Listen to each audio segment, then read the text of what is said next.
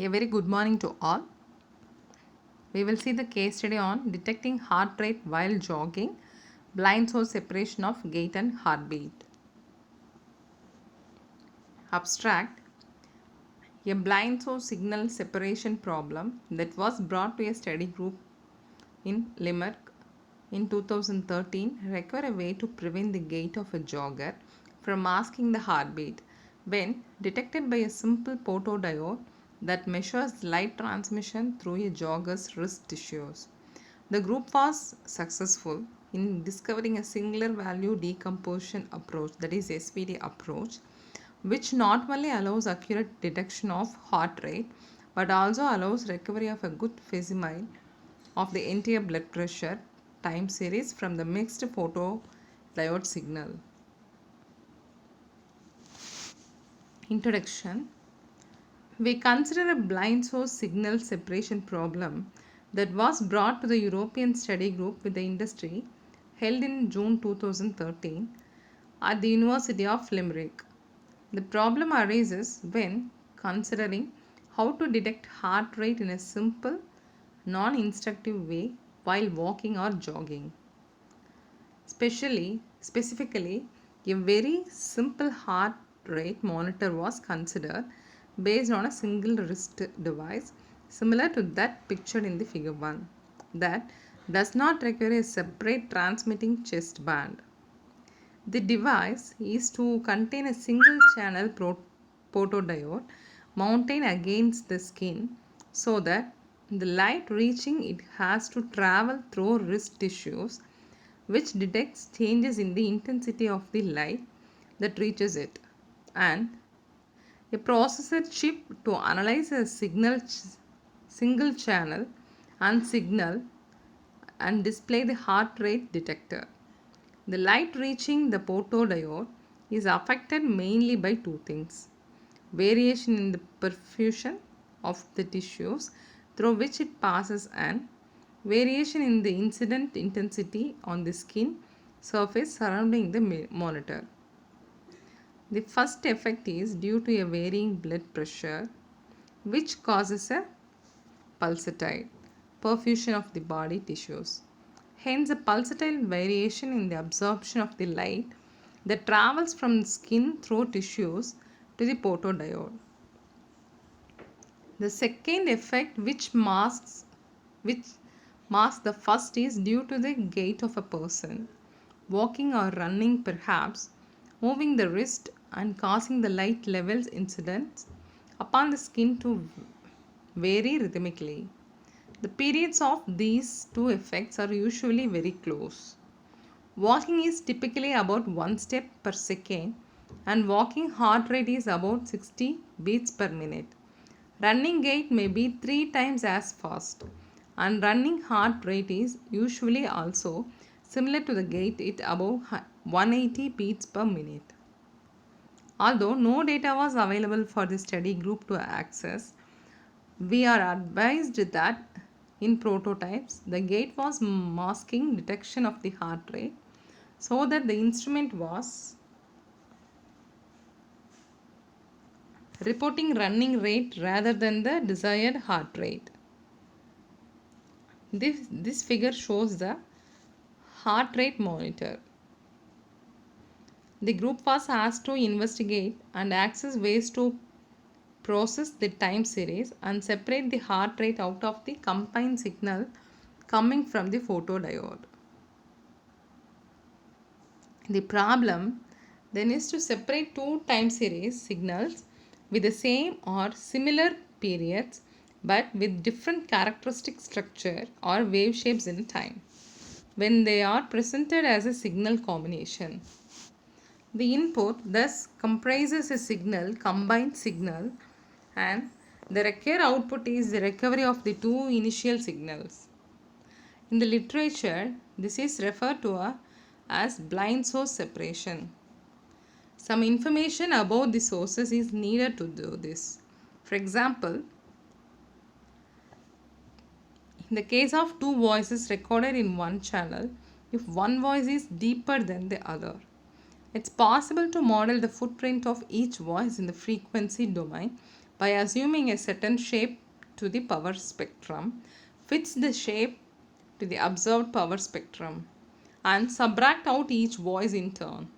Or, in the case of the recording the heartbeat of a pregnant woman, if the fetal heart rate is higher than the mother's heart rate, this can be leveraged to extract it from a mixed signal obtained from a passive sound sensor on the mother's abdomen. It's noted in that blind source separation problems are considered tractable if they involve linear mixtures of the sources, and that it's necessary to know something about the structure of the sources or something about the mixing matrix that combines them. In particular, if the sources are statistically independent random signals, independent components analysis is effective, or if the sources are non-negative, matrix factorization is effective, or if the sources are sparse, a sparse component analysis can be effective. In a review of blind source separation methods, Jetton and Karen note that the linear problems with random source with no temporal structure are routinely solved with ICA. However, where there is a temporal structure or worse nonlinear combinations of sources, BSS problems require additional prior information. Indeed, they point out that BSS is simply impossible for general nonlinear transformations by resorting to statistical independence only without additional constraints or prior information. Furthermore, their development is for random signals, which is not a good description of our problem. Then consider the separating a single signal into fetal and maternal ECG sources and use a combination of approaches. They first compute a spectrogram of the combined signal, and then they use the singular value decomposition to smooth the spectrum by retaining the first case singular values and left and right eigenvectors.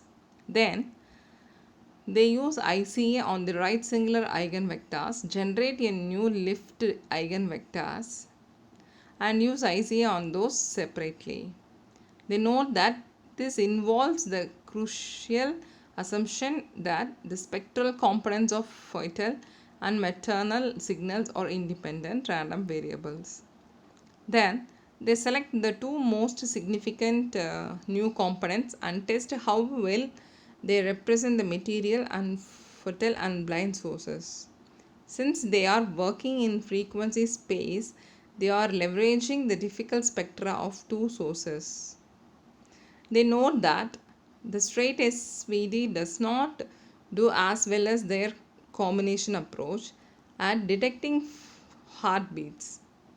Their methods does not reproduce a fetal source component and only broadly locates fetal heartbeats in time. A similar approach is taken who to separate voices in a conversation recorded by one microphone.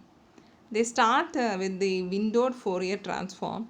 They seek to diagonalize the correlation functions. These need to be weakly stationary. The position of ICA as a new paradigm for BSS and issues involving stability and convergence, and the number of signals having to be greater than or equal to the number of sources. After the work is discussed, we were alerted to a little known paper which recommends a similar procedure to the one who find here to so effective. However, investigating a different problem to filter different oscillation in data from the respiration of children is quite an REM sleep. The filtering to assist in diagnosis of ailment and to warn of incipient sudden infant death syndrome. In their work, a careful choice of flag is made when embedding data in a phase space. Then SVD is applied to smooth the data in preparation for diagnosis. While the approach is similar in style to ours, there is no attempt or need to separate blind source signals in this. In the remainder of this paper, we will indicate how we overcome the shortcoming of there being no data available by creating there are ersatz, a set of data incorporating two sources, gait and blood pressure. We discuss embedding our ersatz data in a high dimensional phase space, and we show how the use of SVD cannot only prevent the gait source from the masking heart rate, but how we can recover a remarkably good facsimile of the original blood pressure source. Methods. First one, the group found some high resolution arterial blood pressure data that would serve as a proxy for perfusion of tissues. This figure shows that a typical arterial blood pressure signal, that is P of t, and small b is a ersatz signal generated from P using the Beer-Lambert's law.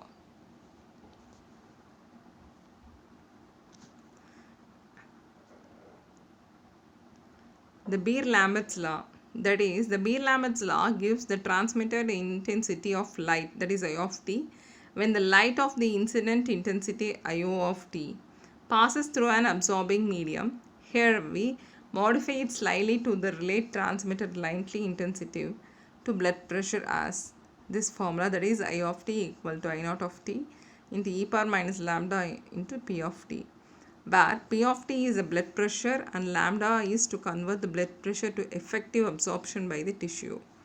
Then the figure 2 shows a typical arterial blood pressure signal P of t on the left and the signal generated from P using the given equation 1, that is I of t equal to 1 plus 0.05 into sine of 70 into e to the power this value on the right.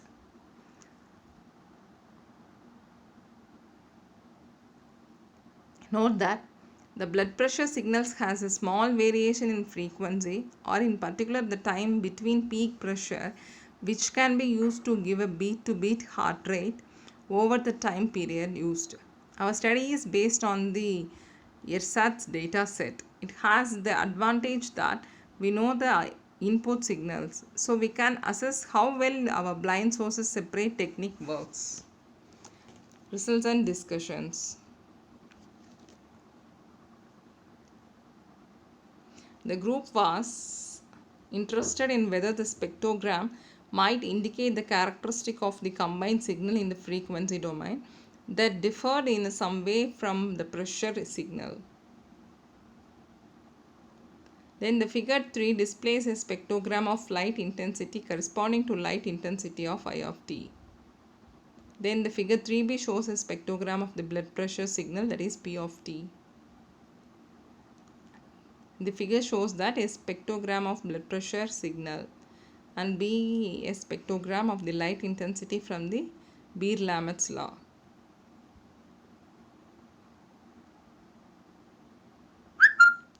Phase space reconstruction.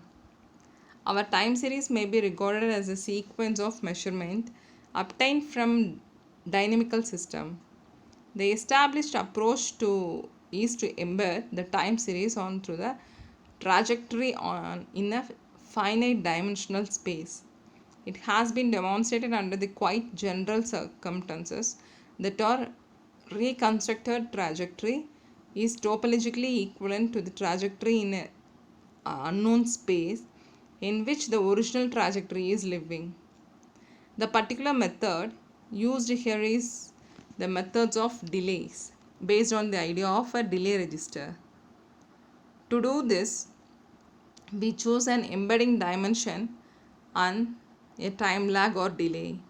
Embedding theorems guarantee faithful reproduction of the trajectory is embedding dimension is larger than twice the number of active degrees of freedom, regardless of how large the dimensionality of the true space is. The delay is not the subject of embedding theorems since they consider data with infinite precisions. In practice, the time delay must be found by the experimentation.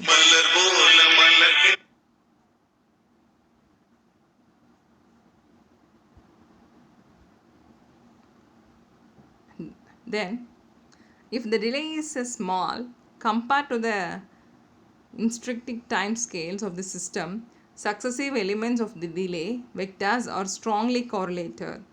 However, it is too small. There is almost no difference between the different elements of the delay vectors. If it's large enough, the different coordinates may be almost uncorrelated or independent, providing a topologically correct view of dynamical behavior. Delays are fed into the register and propagate sequentially until they are lost to the other and in n clock cycle later. At any instant, the register thus contains n consecutive data values, that is vi, vi minus 1, etc., vi minus n. We then reconstructed the two-dimensional phase space view of our data in this way using the ersatz value I of t created using Bees-Lambert's law. The results appear in the figure 4 with a choice of flag about 1/4 of mean period present in the signal, which is also close to the first zero autocorrelation of I of t. The large D-shaped structure is of the ellipse we would obtain if we used the gate signal to create the two-dimensional trajectory. So we associate the D shape with the gate. The small loops seen at various places on the straight line, part of D, we associate with orbits. The appearance of the phase space reconstruction led us to think about the ways to remove the large D-shaped behavior from the signal, then leaving behind mostly the effects of the blood pressure. Although we are motivated by a two-dimensional projection of the trajectory, we now consider a higher dimensional phase space, acknowledging that the dimension needs to be high enough to obtain a topologically equivalent trajectory. The results of the remarkably effective SVD methods are detailed in the following section. This figure shows a two-dimensional phase space reconstruction of I of t.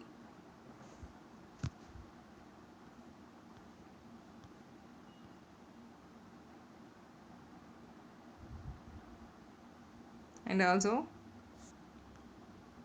this figure shows the various SVD numerical results using a gate of the same average periods as blood pressure. The first curve is blood pressure, then the second is the gate, and the third one is recorded signal. The fourth is the result of removing the largest singular value from I of t, and the last is the result of also removing the next largest singular value from I of t.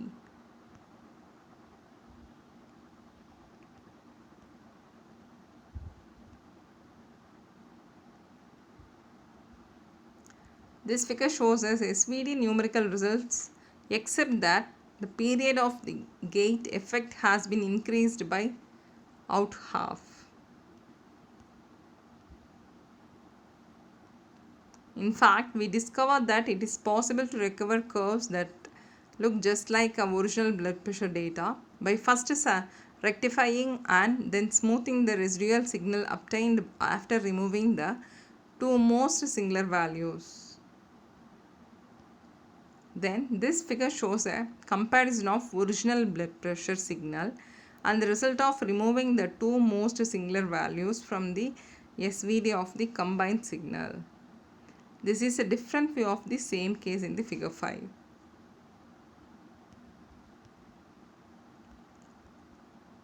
This figure shows the close-up look at the blood pressure P of t, the combined signal I of t, and the SVD result after removing the two most singular values over a period of one heartbeat. This is a different view of the same case as in the figure 5. Then the x-axis represents the time index for the time t equal to 0.1 second, and the y-axis represents a rescaled value of the three signals, that's P of t, I of t, and the SVD results. Conclusion. A good point of a difference is needed either in the same domain or the frequency domain to separate blind sources. For example, different frequency footprints can be used to reconstruct signals or different appearance in the time domain. Like notches give some hope of distinguishing two mixed signals. Our use of the SVD appears to be very effective in the time domain for extracting a time series from the Beer-Lambert's law data that looks very similar to the blood pressure data used as one of the sources when generating the data for light intensity I of t as measured by a photodiode. This approach does not require a linearity in the way that signals are combined or that periods of the two signals be very different. Just that the nature of the blind source signals be temporarily different. In principle, it can be extended to separating more than two sources, providing that two singular values are used to remove each sources in turn. This in itself, its assumption about the nature of the sources that they be essentially two-dimensional in nature. Thank you.